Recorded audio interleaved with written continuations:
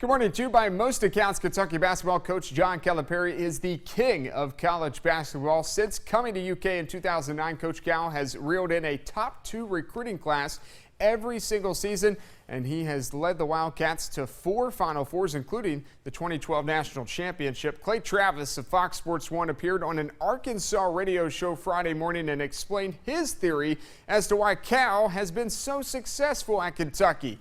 Hashtag you be the judge. Let's be honest, John Calipari is paying players and has been for years. I mean, I would be the biggest upset in the history of mankind for him not to be doing that. So this idea that if he goes on ESPN and he does a good job of trying to pitch recruits, that they're somehow more likely to go there than for the money that he's paying them is, I think, ludicrous. I mean, I think it's laughable to presume that he's not paying players. And I think lots of people pay players, but I think Kentucky basketball is one of the best paying in college athletics for sure.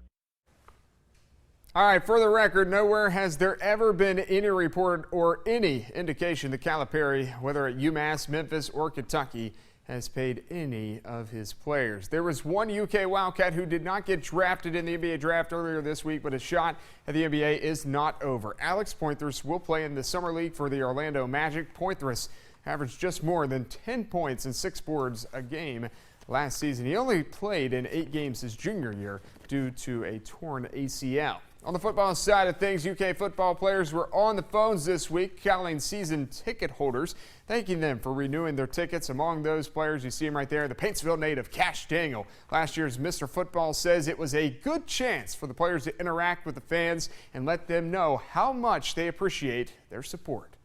Just say thank you, for wanting to renew their season tickets. And I know a lot of people, chose to get out of their season tickets, which, you can't blame them, but at the same time, it just really shows you how we got really true fans to us and how much they care about Kentucky football, and that means a lot to us. We bust our tails every day in the weight room with Coach Ed and Coach Hill.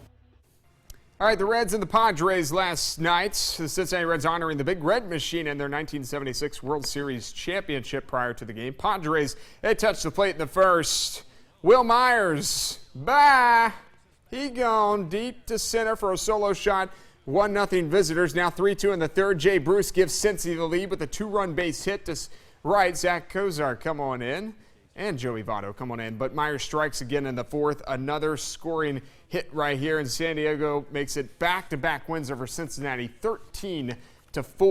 In the College World Series, Arizona, Oklahoma State. OK State could eliminate Zota with a win. Top of the first, Arizona's J.J. Matajevic singles the left side.